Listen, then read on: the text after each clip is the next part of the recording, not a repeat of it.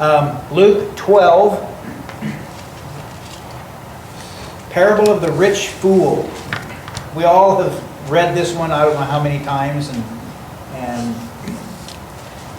we look at it and we always say, oh, I sure would be like that.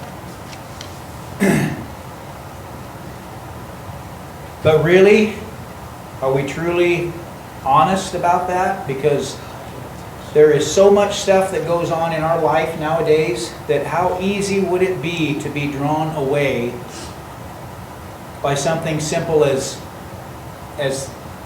having a little more than we need. We are in a very prosperous, one of the most prosperous countries in this world as far as monetary goods, money. It's very easy for us to be greedy, covetous, just because of that fact. So as we look at this tonight, we're going to kind of dissect it a little bit and see what we can see, and if it's something that we need to change in our life, all the better. Because if we don't, at the end of this, it brings to light exactly how long our life is. And when it's over, when God decides this is it, we can't change that. So starting in chapter 12 of Luke, starting in verse 13, this precludes, or is before he actually gives the parable. He says, someone in the crowd said to him, "Teacher, tell my brother to divide the inheritance with me." This is some nobody in the crowd walks up to Jesus thinking that he is an authoritative figure. You know, he's teaching and things like that. So he says, I got a problem with my brother. He's getting an inheritance and I need my share. I mean, can you help me out on this thing? Tell my brother to divide the inheritance with me. Now traditionally, I think, from what I understand, the oldest son got 2/3 of the inheritance from his father. The next son got 1/3. Now I don't know, on down the line, I don't know how it all worked out. But it doesn't tell us which one of these is which one. It could be the oldest, and maybe the next younger son was taking more than he should have. Maybe he was taking more than his 1/3. This could have been the younger one saying that the older brother was taking more than his 2/3. We don't know. But what's the motive behind asking the question? Desire possessions. He desired what he thought was his. He wanted his money. The jealousy came in too. Yeah. And Jesus replied, "Man, who appointed me a judge or an arbiter between you?" What's Jesus' attitude towards this guy? It's not my job. When they say, "Man," I mean, that's kind of like, why are you coming to me? Who do you think, what, am I a judge here? He says, I don't have anything to do with this. This is what? This is matters of the world. And what's Jesus there for? Matters of his, we've looked at several of them with these parables. His kingdom. He is concerned with his kingdom. And that's what? The spiritual. He doesn't care about what's going on with this guy and his inheritance. Tanya. And two, do you think that person in the crowd might have seen what Jesus has been already doing to know that he could go to Jesus and say, hey, you need to resolve this for us? Because he already knew that Jesus had certain power. I'm not saying that that was the case, but he must have known something about Jesus to know that Jesus probably could whoop on his brother if he wanted him to, you know. It could have been, but there was so many judges already around. I mean, it's not like Jesus was the only one walking around that could make a decision for him. There was all kinds of judges. There was lawyers. There was all kinds of law there. But for some reason, he just decided, hey, I'm going to pick out this guy. He clearly does not, the point is, he clearly does not understand the reason Jesus is coming. Exactly. Right. And that was the trouble with a lot of them. They just didn't know. They didn't know why he was there. They're looking at him as the physical, just like all the Jews. They wanted a physical king. And he's there trying to teach them the spiritual. That there is something more here than what you are seeing and feeling and touching around you. There's more to this. Cindy. His father might not have even been dead yet. Exactly. We don't know anything about what this man is saying, you know, like, hey, I want my inheritance. And he's supposed to come to fulfill the law. And he's supposed to do what's right. So, hey, make my brother do the right thing. Right. Yeah. Now we know that in the parable of the prodigal son, the son what? He went to his father and said, I want my inheritance now. Well, I don't know. Maybe this one wanted to do the same thing.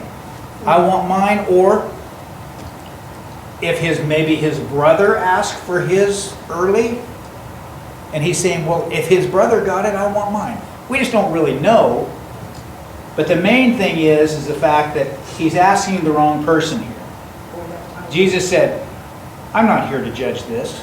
This is not my place to be judging what you want. And he's a little irritated with him because when he goes to the next verse, then he said to them, watch out, be on your guard against all kinds of greed. A man's life does not consist in the abundance of his possessions. He's basically saying to this man, you're worried about your possessions. You're worried about your money. That is not what I am here to teach. Jill. Well, it can even go back to Martha. She was asking Jesus to tell Mary what to do. Exactly. And he was saying, Mary, he says, no, you worry so much about so many things, Martha, but Mary was wants to do the spiritual. right. And so he isn't in the position for us to tell him to make people do something. Right. He wants us to look at ourselves. Yep. And that's, I think, what he's pointing out here with this statement. Right after he's telling this, man, who appointed me as a judge and arbiter between you? Watch out, be on your guard against all kinds of greed. He's basically pointing it right back at him. Watch out for all kinds of greed. What are you asking for? You're wanting money. You want your inheritance. How many times do we do that, though? We pray for things today. Exactly. Please make this happen. Please make the stock market go up. I mean, how many times do we do that ourselves? And that's what I'm trying to point out here is that we look at this and we say, there's no way I'd be anything like that. Yeah. But let's turn it to modern times. How often are we like this? How come this doesn't happen? How come the interest rates are so low? I've got this money in my account. I want to make more money with it. Whose money is it to start with? Jesus. There's Jill. on this commentary, it says, Jesus is not small claims court. Exactly. Jesus' mission is not to settle our little spats, especially when it comes to issues of no consequence. Our Lord did not come to make sure you receive certain financial benefits or wealth. Right. The Lord is not about giving you wealth, health, or wealth. It's like, but I think that's small claims Yeah. court. He isn't. That's not why he's. Exactly. And it's like Cindy was saying, how often do we pray, for Yeah. Even that. the election. Exactly. I know, that's true. Yep. So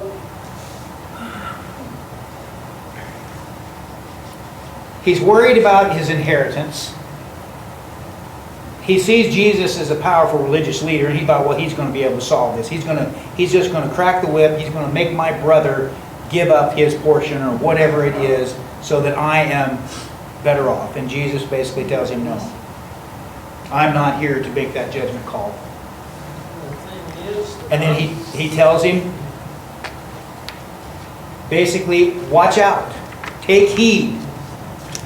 Remember what I'm going to say here. Greed will get you nowhere. What's another word for greed? Covetousness. Misery. What's that? Misery.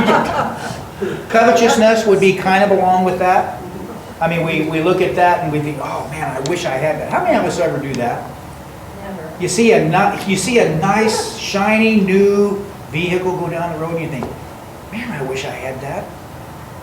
Especially when you're driving a little Toyota like mine, you know, it's all bashed in, you think, man, that would be so nice. Especially now though, when you see something like that going down the road, now I'm like, because I'm old, I look at that and think, man, I wonder how much car payments that is again. Or seriously, because y'all get bogged down with that kind of stuff, you know. That's But- what I mean, it's But that's a miserable. very common thing for us as humans to deal with. Because in this case, though, the covetousness is not just that I want something. I want it so he doesn't have it. Yes, Ah, yes. Yeah, that does it to us. Because he's complaining against his brother, isn't he? My brother. He didn't say, hey, Dad didn't split it evenly. He's saying, my brother. So he's wanting more. He's coveting what his brother has. I seen a Rolls Royce about go down the road, and I'm sitting there going, it's nice to have, but look at the payments that you're gonna have to do, look at where he Yep. lives, look at how many thousands of dollars you gotta give to this, and insurance even is high, and I'm going, no, I don't need it. Yep. But you know, we look at that way and we think, well, we'd never be like that. I'd never want that. But what about some of the small things that we don't think really is coveting? Yeah. It's just, well, Yeah. I want that. I want that new tool. Boy, they came out with something really cool and I want that. It's the same thing. It doesn't have to be worth a lot of money. What we're doing is putting something there in place of worship. Idolatry. It's something there that we are wanting, and we're putting our mind more towards it. Just like this brother. His mind was on what I am missing out on. It's changing the object of our worship. Exactly. And when we are worshiping something other than God, what are we doing? Idol worship. you know, I have a bishop back home, he's now deceased, but he was a mentor to me. And his connection with God was so amazing. And at first I was like, why can't I have a like it? And I thought, stop that. I mean, that's just the same thing. It doesn't matter what it is. I was wanting what he had. And then I learned to accept that he had something I didn't, and that I could learn from him and grow from him, rather than being envious of his relationship Right. that I didn't have. So- Because it's really easy to be drawn into that. To be envious of something that somebody else has. And he tells us we're to be satisfied here. He supplies everything for us, doesn't he? Everything that we have, he has supplied for us. I got it. No one here has been without a meal today. Everyone has clothes on, thank goodness. Yeah. Some probably want a few more on with the chill in the air, but God supplies everything. And yet sometimes we think that we're the ones that done it. That by my power I have this. And we cannot think that way because everything comes from God. Tanya, did you have? Yeah, Artie and I, with somebody, I can't remember who it was, we were talking the other day. And you know, you think about what God says about the rich making it to heaven. And you know, not saying that they won't, but it's very few, you know what I mean? And to me, that's because people, when they're so rich, they don't have any dreams, they don't have anything to look forward to, because they can buy it all. I mean, you know, somebody's filthy rich.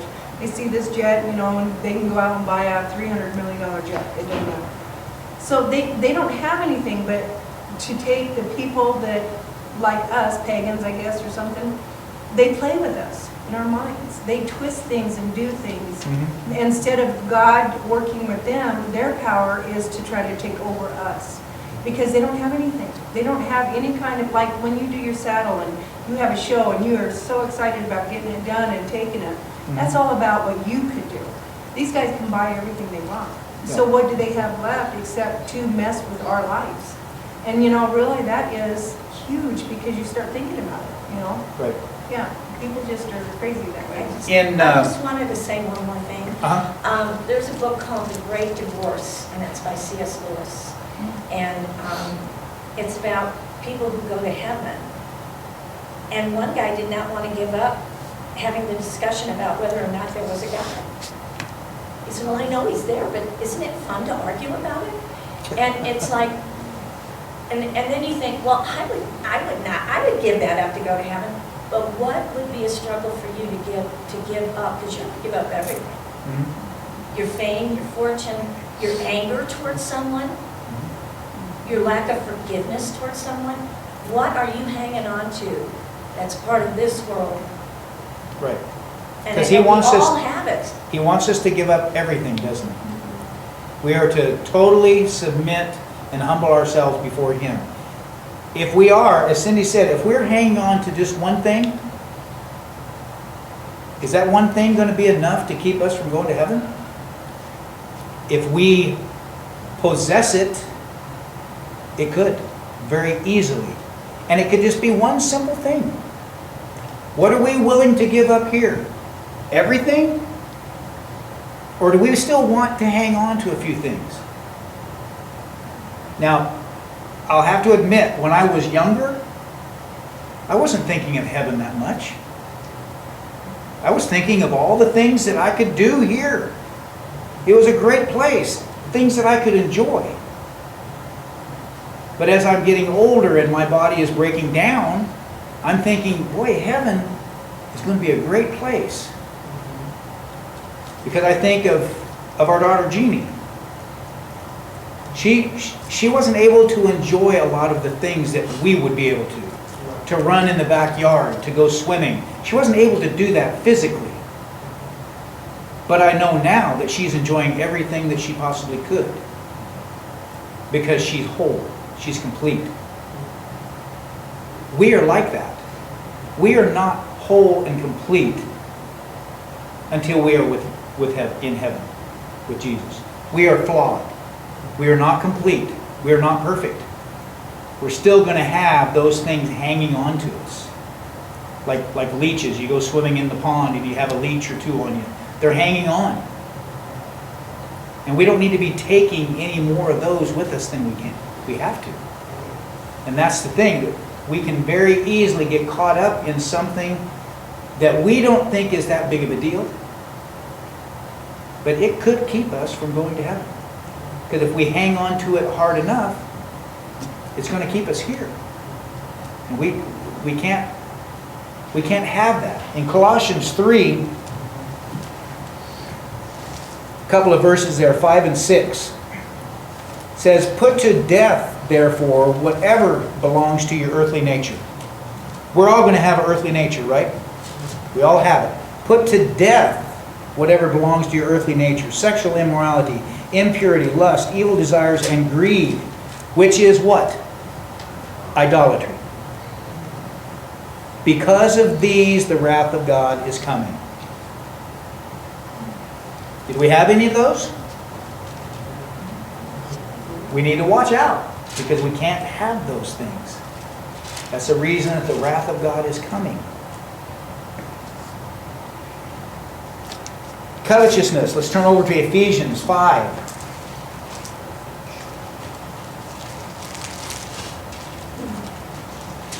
Verses 3 through 5 here. Let's see here. "But among you there must not be even a hint of sexual immorality, or of any kind of impurity, or of greed, because these are improper for God's holy people. Nor should there be obscenity, foolish talk, or coarse joking, which are out of place, but rather thanksgiving. For of this you can be sure, no immoral, impure, or greedy person, such a man is an idolater, has any inheritance in the kingdom of Christ and of God." Boy, he hit greed there quite a little bit, didn't he? and they have no part of it. There must be a reason that he mentions that, because it can be a problem with us. As we read on, verse 16 of Luke 12, and he told them this parable. The ground of a certain rich man produced a good crop. He thought to himself, what shall I do? I have no place to store my crops. Let's just look at that first part. The ground of a certain rich man produced a good crop. Is there anything wrong with being rich? There isn't, is there? This man, he bought ground. He grew a good crop, an abundance. There is nothing wrong with having an abundance. It's what follows in this verse. He thought to himself, what shall I do? I have no place to store my crops. He had an abundance. And he thought to himself, I don't have a place to store this. Then he said, this is what I'll do. I will tear down my barns and build bigger ones, and there I will store all my grain and my goods. And I'll say to myself, you have plenty of good things laid up for many years. Take life easy, eat, drink, and be merry. There was nothing wrong with him having an abundance, was there? But what was he thinking? I was thinking with man's thoughts and not from a godly perspective. All about me. It was all me, I, my. It was all him. What am I going to do? Who gave him the abundance? God. God gave him the abundance of the crop. It was God that he should have thought of first. Thank you, Lord. There's no thank you in here, is there? There's not one thank you. God, thank you for the abundance that I have. And then there's nothing that says, God, you show me what you want me to do with this crop. It was what? I'm going to look at it myself.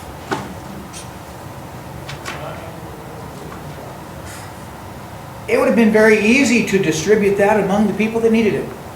He wouldn't have had to build barns.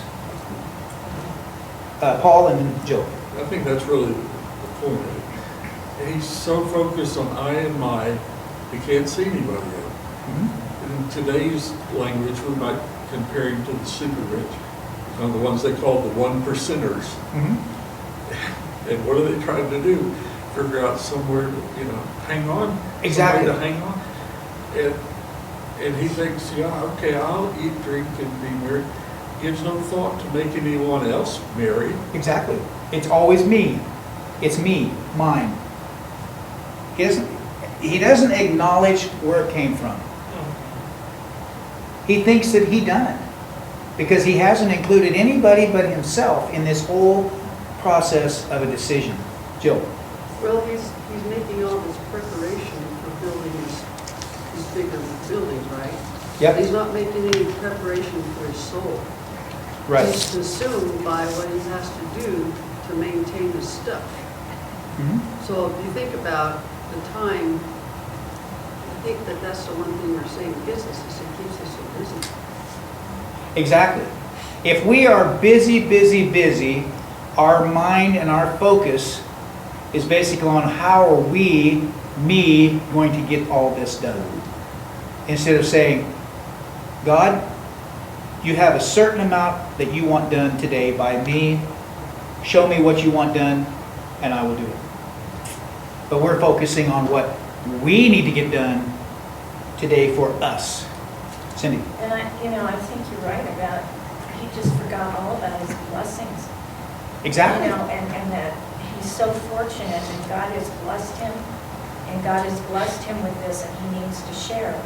But again, this is like the rich man trying to get through the eye of the needle. Mm-hmm. When he goes to heaven, is he willing to give up all this stuff? Right. And that's the problem. The richer you are, the more you must be willing to give. Just let it go. Right. Remember the parable we had about the young rich man that came to Jesus and said, I've done all of these things. What must I do to inherit eternal life? And what did Jesus tell him? Get rid of everything you got. Sell everything you got and follow me. And he went away just joyous, didn't he? He didn't, did he? He went away downcast. He went away sad. Because he couldn't give it up. He couldn't give it up. I don't know if I could. And that's where it all comes down to. Can we give up? Can we give up for Our Jesus? home, our social security, you know. I mean, if we were... Yeah. I done a little studying, and in 2023, the average household income in the U.S. was $80,610. $80,610. Now that's probably, in 2023, that's probably 2 people working in the household. The husband and the wife. That's a lot of money. Now we probably, the majority of us here, don't make that much. That's just the average of the United States. We don't make that much. But we are still rich. Because if we compare ourselves to some third world countries, or even Mexico, we are rich. And we would look at them as being extremely poor. Could we put ourselves in their shoes and be satisfied with our life? Could we be satisfied with a bicycle rather than 2.5 cars? Would we be satisfied with making just enough money in the day to buy food for that day? No savings. Maybe not even that, though. I mean, could we do that? Could we be satisfied, or will we be angry that we didn't have as much as we thought we needed? We get scared. Well, yes, we do, but we have His Word, which we agree is truth, right? And what does He tell us in this Word? That He will supply what? Just our needs. Not what we want. He didn't say, I'll supply everything you want. He said, I will supply your needs. How many of us have not had their needs supplied today? Or last week? Or last year? How many of us have not had our needs supplied? Every one of us is here. And we are well fed. But when you throw the wants in there, thinking that we really need those wants, we're going to be dissatisfied. Guaranteed, we will be dissatisfied. Because He is not going to supply all of our wants. He blesses us with a lot more than we need. He honestly does. He blesses us with way more than we need. How many of us have a pantry at home in their house that has extra food for tomorrow? That's a blessing. Have we thanked Him for that? Have we thanked Him for the extra? The extra vehicle that's full of gas. Have we thanked Him for that? Because that's what He is telling us in His Word, that I am going to supply everything that you need. And yet we are like the brother. Where's my extra portion? Where is the extra? That's due me. Aren't I doing enough here for you, God? Isn't that due me? And yet, He's giving us everything we need. And as we look at this, we've already pointed out, He has not included God in any of this decision. It's all me and I. I think I is mentioned 6 times and me is mentioned 4 times. And And it's myself. It's what I have decided to do. No recognition of where the abundance came from. He's going to take life easy, eat, drink, and be merry. When you think of eat, drink, and be merry, what do you immediately go to? A party, debauchery, no cares. That's what he's got in mind. And he will be doing that. It's not like I'm going to throw a party for the town. I'm going to share. It's I am going to eat, drink, and be merry. Just includes himself. And here's the kicker. But God said to him, "You fool." Now, fool in the biblical language is probably the lowest you can get. If you are a fool. And God said, "You fool." And he says, "This very night, your life will be demanded from you. Then, who will get what you have prepared for yourself?" This night. It wasn't like, okay, now, in a week, you're going to be gone. Get your things in order. That ain't what he said, is it?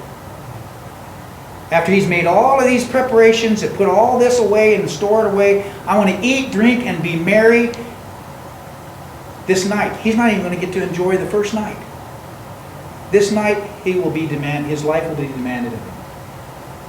And if he hasn't stored his treasures in heaven, what's his first night there going to be like? Exactly. What's been stored up in heaven here? Nothing.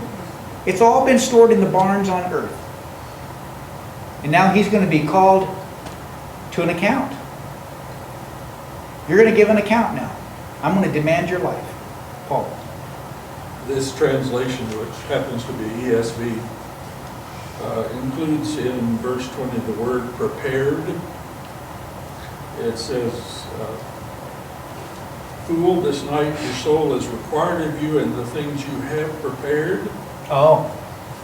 This shows up in several of the parables. Mm-hmm. This combination of a warning of immediate judgment and the word prepared, as in the parable of the 10 virgins. Yep. The ones who were prepared. Night in several of the parables as well. Yep. Can be construed as death. Yep. Night is coming. What have you prepared? Mm-hmm. Yep. The judgment comes.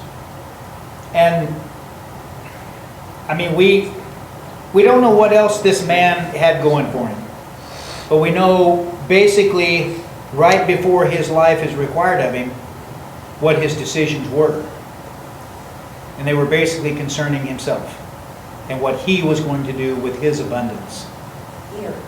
And yes, and when it's required of him, then it says, "Then who will get what you have prepared for yourself?" So this man has prepared all of these barns full of grain and everything. He is well off. Who's going to get it now? The things that he's prepared for himself, who's going to get them? I mean, it could be some family members. Did they deserve it? They didn't deserve it. It could go to the state. It could rot in the barns. The grain could go bad. It could be worthless. What is all the possessions on this earth worth in God's eyes? Nothing. What does he tell us? They'll rot. They'll rust. They'll go away. All the treasures that we store up here, what are the treasures that we're supposed to be storing up? Treasures where? In heaven. And how do we do that? Are they physical things that we store up in heaven? They're spiritual things, aren't they? Well, what kind of spiritual things? Except for my motorcycle. I'm just That saying. motorcycle is going to rust, I'll guarantee you. Not if it's in heaven with me. But what are the spiritual things that it tells us that we're to store up? What are they? Jill? I'm thinking about, Jesus said he didn't have a home, really. Nope. And I think that with the apostles, they didn't have much. I don't think they had. So you think about why. Mhm. So they wouldn't be distracted by maintaining a home, maintaining a Exactly. physical job, maintaining, they had their total, on earth was to what? Spread the gospel. Spread the gospel. So when you think, when we, and then they had his disciples too, right? Mhm. I'm sure there was, they had homes and stuff, but we have so much more that is, when you look at it and compared to them, we have so much more that we feel lose our concentration on what we're supposed to be doing. Mhm. Because we're thinking about, like you said, what we have to get done today, what we're going to do, Yep. and Absolutely. I guess your treasure is the commandments. Love God with all your heart, and all your soul, and all your mind. Mhm. The second is like this, love your neighbor as yourself. Yep. Self-focused on love and joy in the Lord, Right. and that sort of thing. That's your treasure. I think we don't know what hell is like. And it is bad. Well, And we don't know, as the physical, we do not know. I think you could get a really good idea of what hell is if you take and put your hand on top of the stove Yeah, with the burner on yeah, and leave your hand there. right. And we will know what hell is But the like. thing of it is, I don't know as we really know what heaven is going to be like either. And we don't know. And that's the thing, we need to keep in mind We don't know what that heaven is described as something beyond what we can understand. Beyond what we can understand. And what we know is, a lot of people say, oh, this is heaven on earth. Well, there are some places in the backcountry that I've been, I think, wow, this is heaven. I mean, it's beautiful, it's peaceful, it's tranquil, it's perfect. But yet it's still on earth here, and it's not heaven. Because heaven is way better than that. It's, But yet we are so easily drawn away from concentrating on heaven, the true heaven, by something that we think is heaven here. This man thought heaven was having his barns full and he could eat, drink, and be merry. And when his life was demanded of him that night, he had nothing to show spiritually what he had laid up in heaven. All he had was what was there in the barn. And then it says, this is how it will be with anyone who stores up things for himself, but is not rich towards God. Andrew. But as we read through this, I think it's real easy to look at the rich man and think, well, he was ultra rich. That's not me.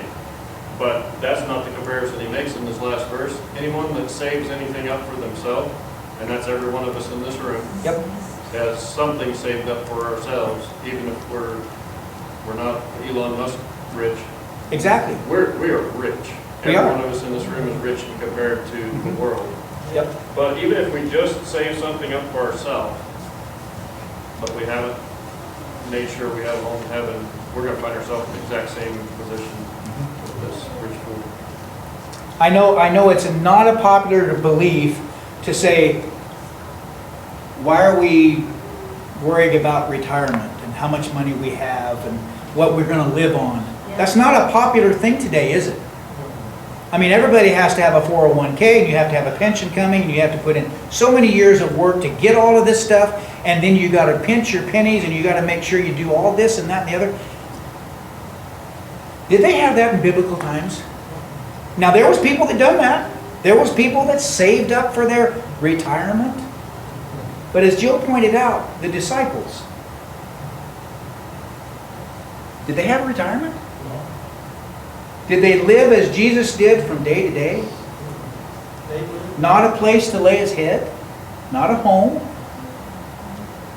Some of them had wives and that were back home. But still, they weren't worried about tomorrow, were they? Are we worried about tomorrow? Yeah. But that's the thing. Is tomorrow ever going to get here? Think about that. Is tomorrow ever going to get here? Because we worry about it. I do.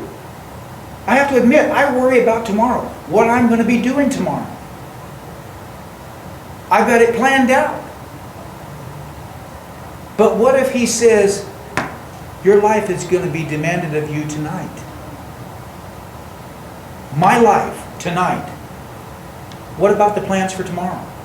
What about the 401k or the money that I've put back in the Dutch oven, for later years? What's going to happen with that?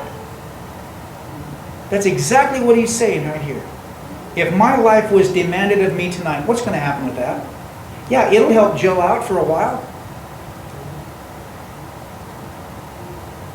But tomorrow is never going to come. Tomorrow will never come. It will always be today. And I know we've always said these things, that today is the day that we need to be aware of what's going on. Don't put it off. And a lot of times we do. Oh, I'll do that tomorrow. We have an opportunity to study with someone. I'll do that tomorrow because I'm a little too busy today. I'll go visit that person in need tomorrow. It's so easy. But how is that any different than this man here saying that I got it made? I'm good right now. I don't have to worry about tomorrow because I've got it all. I think when I go to bed, I'm just grateful for the day I had. Exactly. And when I wake up in the morning, this sounds ridiculous, but I wake up with a smile and say, thank you, Lord, because I didn't wake up like this, Yep. But Or He's that. given you And another day. Thank you for giving me another day. Thank you for giving me the strength that I have right now, even Yep. in my 70s. And when it's time to let go, let me say thanks for the ride Yep. and be happy. And when we get up in the morning and open our eyes, what are we gonna do with that day He's given us? Yeah. He's given us one more day. He is a very patient God. What has He told us to do? Have we read it? We've read it many times. We've studied it. It's been preached. We know it. If He gives us one more day tomorrow, what are we going to do? When He blesses us, what are we going to do? Are we going to hoard it? Put it in a barn? Say, look what I've done? Or are we going to say, thank you, God. How can I help someone else with the blessing you've given me? I have a question for you because I get taken advantage a lot because I try to help everybody. And it's sort of like, how do you draw the line? Because you see people that don't save, just spend, spend, spend, spend, spend. And they're the first ones to come to you and go, hey, can you give me some money? And and you know that they've been very foolish with their life. So it's hard to figure out, and I'm very giving, but there are some people who you give once, and I don't make promises. I tell people this is a gift, and then at some point I'm unable to give anymore. Yep. They get really angry with you. But it's like, it's hard not to save and say, okay, I'm taken care of, so I don't need to be a burden on someone. Versus, I'm saving up for what? Right. So, Well, I think it all boils down to how we are using these gifts that He gives us. We're all going to be richly blessed as this farmer was, as this rich man. He was richly blessed. He just didn't give any honor to God for it. If we give God the honor that He has blessed us with that, He will guide us in how to use it. He will guide us in how to use it. Who needs the help? If we turn over to Matthew, and I'll end with this because we're running out of time. Matthew 6, and every one of us have read this, but I think it would be good to end on this note.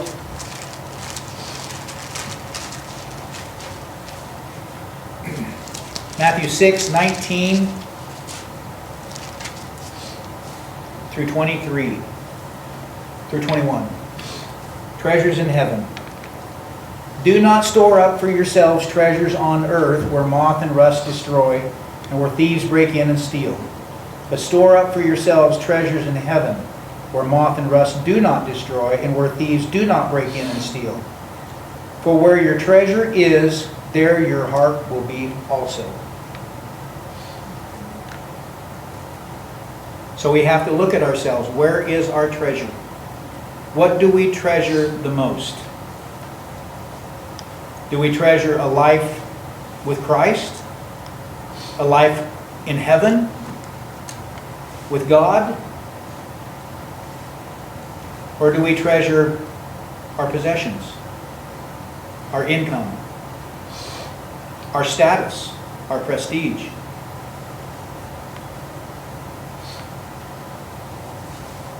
I think we all have to look at that, because that's what's going to determine where our treasures are.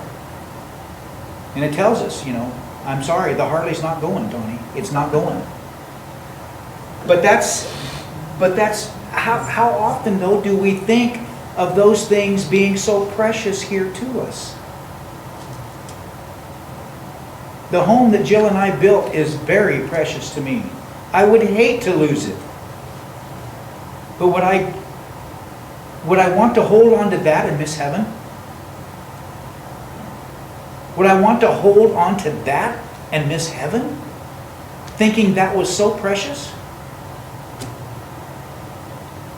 That's a physical thing. Time. Time is not a physical thing. How precious is time to us? Time is very precious to me. And I struggle with giving God that time. He's given me time. Every day I live on this earth, He's given me time. He's very patient with me. He's very merciful and compassionate. But one of these days He's going to say, your time is up. And how have I used that time? Was it to build that precious house? Was it to fund that retirement fund? Was it to buy a few more tools to make life easier in my work? That weren't really necessary because I didn't need them before. How easy it would be to have something get in the way of us going to heaven. That's all I have tonight. I know it's pretty deep thinking. When we think of all of the things that we can put in the way of focusing on God and what He wants us to do. Because we are so blessed. We are so blessed, and I think that is one of the things that really can get in our way, is having so many things that our focus is off of what it should be. If there's anybody here tonight that needs to make a decision to follow Christ, that is struggling with something that needs prayers of the church, I know we have many that are struggling. Let that be known tonight as we stand and sing our closing song 9.